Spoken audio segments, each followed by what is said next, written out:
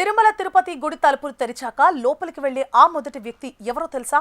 శ్రీవారి ఆలయ తలుపులు తెరిచాక అర్చకుల కంటే ముందే స్వామివారిని దర్శించుకునే భాగ్యం ఆ వ్యక్తి సొంతం. శతాబ్దాల నాటి ఆ అద్భుత రహస్యం మీకోసం.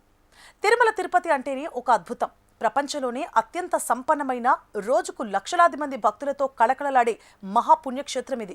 అయితే రోజువారీ హడావుడి పక్కన పెడితే ప్రతిరోజు తెల్లవారుజామున తిరుమల కొండలపై ఒక వింత నిశ్శబ్దం, ఆధ్యాత్మిక వాతావరణం నెలకొంటుంది.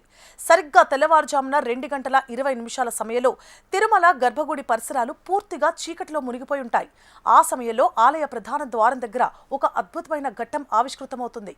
అసలు ప్రతిరోజు ఉదయం దేవాలయం తలుపులు తెరిచేటప్పుడు అక్కడ ఏం జరుగుతుందో, ఆ సీక్రెట్ ఏంటో ఇప్పుడు చూద్దాం. తిరుమల శ్రీవారి ప్రధాన ఆలయ తలుపులు తెరవడం అనేది అంత సాదాసీదాగా జరిగే ప్రక్రియ కాదు. దానికి ఒక పక్కా ప్రోటోకాల్, శతాబ్దాల నాటి సాంప్రదాయం ఉంది. గర్భగుడి ప్రధాన ద్వారానికి ఉన్న 3 తాళాలను ఒకే వ్యక్తి తీయడం కుదరదు. 3 వేర్వేరు తాళం చెవులతో ముగ్గురు కీలక వ్యక్తులు కలిసి ఈ తలుపులను తెరుస్తారు. వారిలో ఒకరు ఆలయ అర్చకులు కాగా, రెండో వ్యక్తి పేష్కార్ అంటే ఆలయ అధికారి, మూడో వ్యక్తి జియంగార్ స్వామి. ఈ ముగ్గురు కలిసి అధికారికంగా తాళాలు తీస్తారు. కానీ ఇక్కడే చిన్న ట్విస్ట్ ఉంది. తలుపులు తెరిచిన వెంటనే ఆ చీకటి గర్భగుడిలోకి అడుగుపెట్టే ఆ మొదటి వ్యక్తి వీరెవ్వరు కాదు.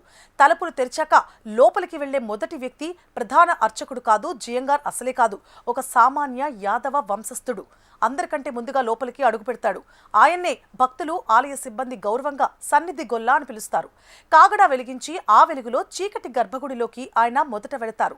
కులమతాల పట్టింపులు, హోదాల తారతమ్యాలు అస్సలు లేకుండా ఒక సామాన్య భక్తుడికి దక్కిన పరమ పవిత్రమైన గౌరవం ఇది.